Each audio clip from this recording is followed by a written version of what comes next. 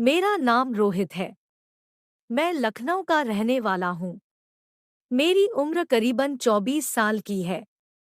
हमारे समाज में एक आदमी हमेशा ही एक औरत को अलग ही नज़र से देखता है। लेकिन आज तक मैंने कभी किसी औरत को गंदी नज़र से नहीं देखा था। लेकिन मेरा भरम टूट गया जब मैं सीमा से मिला, जो के रिश्ते में मेरी भाभी लगती थी। जब मैंने उनको पहली नज़र में देखा तो मैं देखता ही रह गया।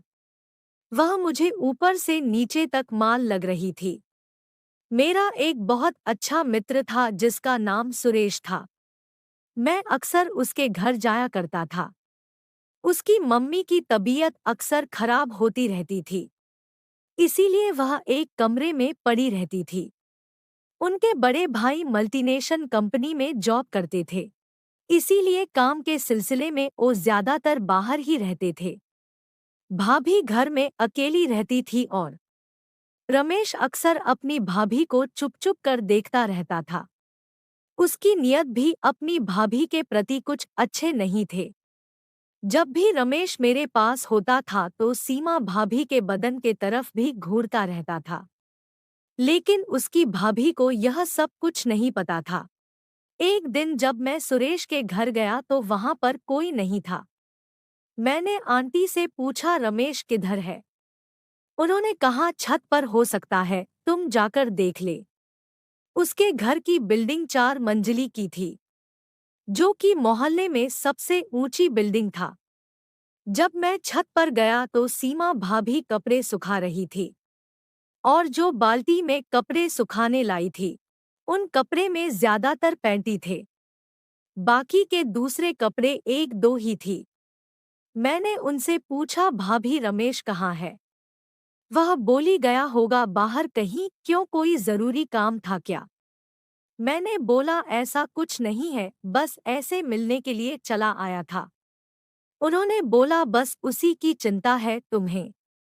मेरी भी हेल्प कर दो जरा कपड़ा सुखाने में। उन कपड़े में ज्यादातर पैंटी थे, बाकी के दूसरे कपड़े एक दो ही थी। मैंने उनसे पूछा, भाभी रमेश कहाँ है? वह बोली, गया होगा बाहर कहीं। क्यों, कोई जरूरी काम था क्या?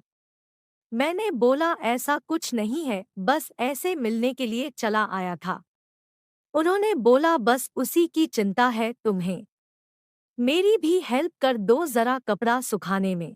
अगर यह वीडियो आपको अच्छी लग रही हो तो वीडियो को लाइक और चैनल को सब्सक्राइब कर दीजिए। मैंने कहा, हाँ क्यों नहीं भाभी, बताओ जरा क्या करना है। उन्होंने कहा, बाल्टी के सारे कपड़े निकाल कर दे दो मुझे। मैंने एक एक करके कपड़े निकाल कर दिए, लेकिन अभी भी बाल्टी में 5-6 पैंटी और थी। मुझे शर्म आ रहा था पैंटी को निकालने में। उसकी जगह और कपड़े पकड़ा दिया। जब बाल्टी में सिर्फ पैंटी बची रही तो उन्होंने पूछा, और तो कुछ नहीं बचा बाल्टी में? मैंने कहा, हाँ है, वह आप खुद ले लो। उन्होंने बोला, क्यों, ऐसा क्या है, कपड़े ही तो है, उठा दोगे तो हाथ गंदे नहीं हो जाएंगे। मैंने कहा, मगर भाभी। मैंने उनकी पैंटी उठा कर दे दी। जैसे ही मैं पैंटी उन्हें दी उन्होंने मुस्कुरा दिया।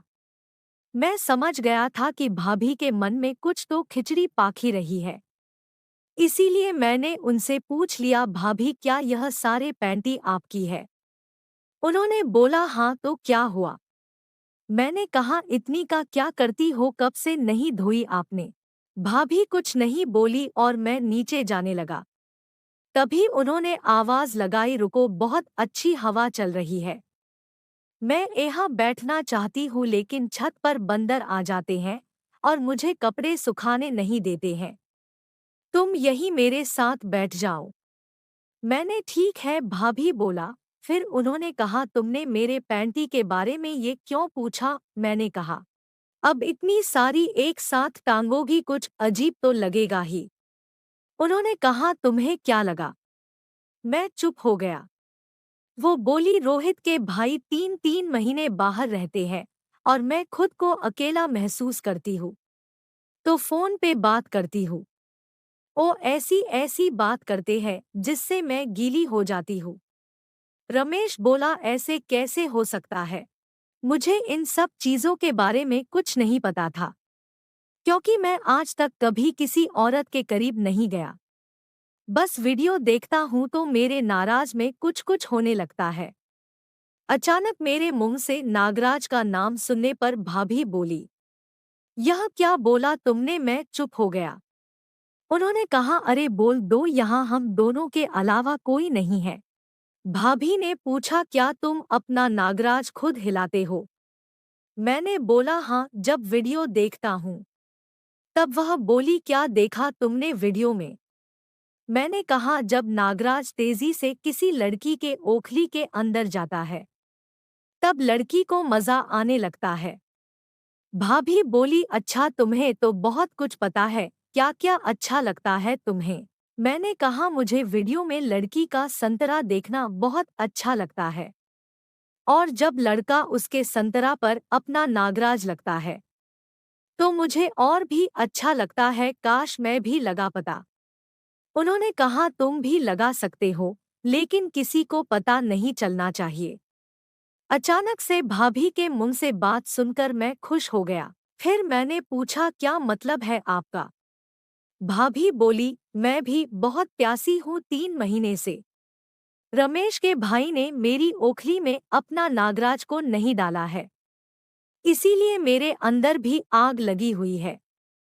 मैंने कहा, तो क्या आप मुझसे पेलवाना चाहती हो? वह बोली, हाँ, तुम्हें नहीं करना क्या?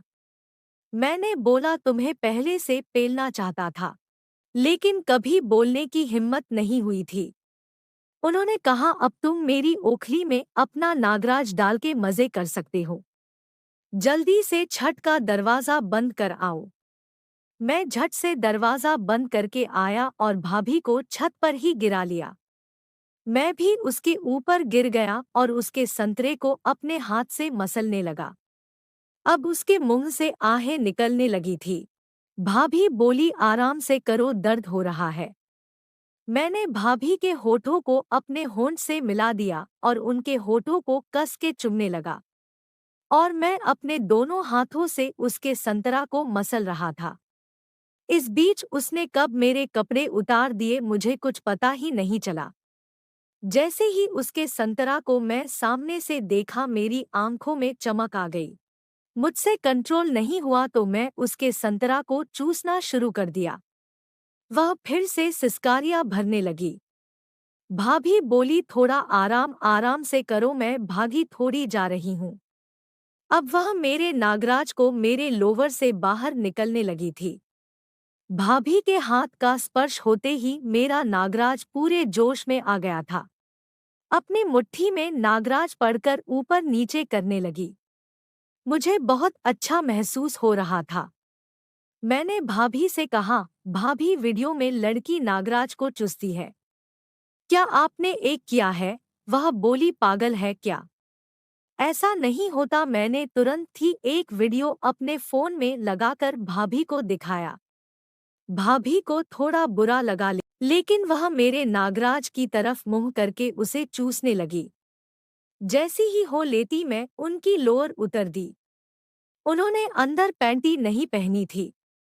उनकी गुफा बिल्कुल चिकनी थी। जैसे ही उन्होंने मेरा नागराज को मुंह में लिया, मैंने भी तुरंत ही उनकी आखिरी में जीभ घुसा दी, तो एकदम से बहुत तेज आवाज निकाल कर कराई, आ मरगाई में। वो छटपटा रही थी। मैंने भी सीधे होकर भाभी के पैरों को दबाया और उनकी गुफा पर अपना नागराज को लगाकर धक्का दिया, तो मेरा नागराज का आगे का भाग उनकी ओखली में समा गया। वह मछली की तरह छटपटा उठी। तभी फिर से मैंने अपने नागराज को कस के धक्का लगा दिया, तो मेरा नागराज पूरा उनके ओखली में जाकर समा गया। वह बार बार कह रही थी कि और करो, मजा आ रहा है। मैं बिना रुके अंदर बाहर करने लगा था। मैंने स्पीड और बढ़ा दी, जिससे मेरा सारा माल भाभी के गुफा में जा गिरा। उन्होंने मेरा नागराज के रस को अपने ओखली में महसूस किया।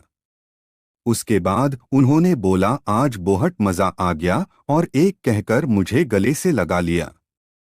वीडियो को लाइक करें।